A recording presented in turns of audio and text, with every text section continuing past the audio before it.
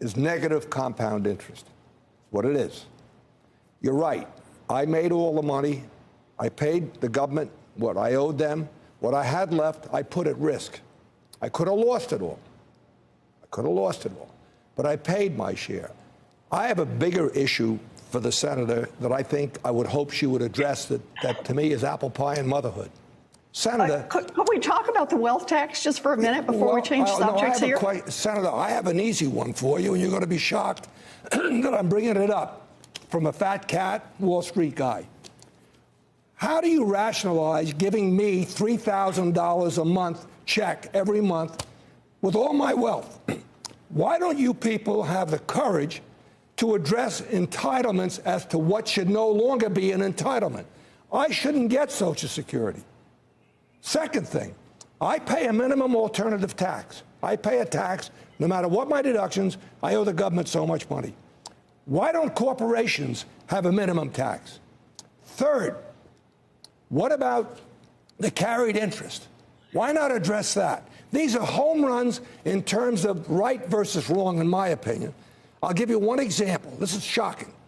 Take all the corporate taxes paid in America last year as told by the government, what they got in. Home Depot paid 1% of all those taxes. One company that didn't exist 42 years ago. We take good care of our associates. Our vendors love dealing with us. It's profitable. We give back to our community. And by the way, our shareholders have compounded at 27% a year from the day we went public 40 years ago.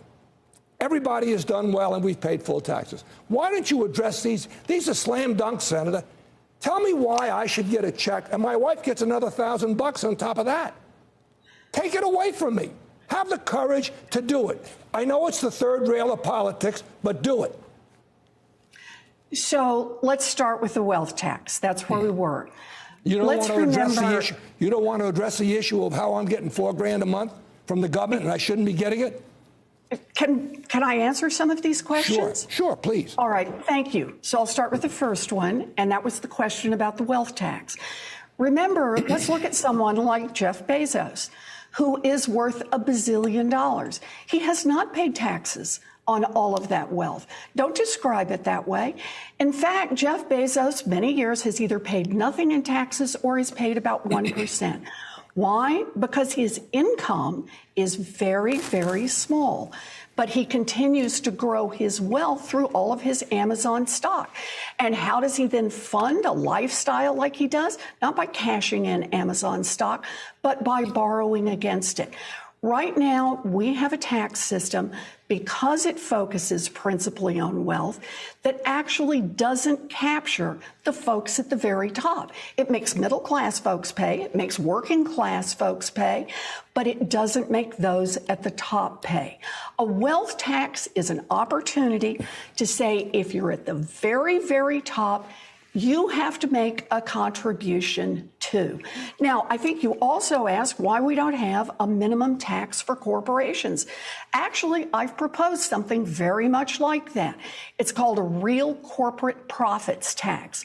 And it says that the amount of tax that giant corporations have to pay, that is, corporations that made more than $100 million in profits last year, that those corporations should have to pay a tax on what they report, not on what happens after they've done a zillion loopholes and excuses and not paid their underlying taxes. That would be another way that we could pay for universal child care and roads and bridges. And you ask about Social Security. I think Social Security really is the thing that is structured differently. It's structured as an insurance policy, and you paid in year after year after year, and part of the contract was if you would pay in, you would get this kind of return on the back end. It's not somebody's welfare. It's not somebody's charity. It was an agreement that every employee in the country who is eligible for Social Security paid into and gets a return at the back end. Surely you wouldn't want to be the person who would go on national TV and say, after a contract has been negotiated and someone has paid into it for 40 years, that the federal government should turn around and say, oops, we changed our mind. We're not going to give you the payout that you earned by making those payments all those years. Shepard Smith here. Thanks for watching CNBC on YouTube.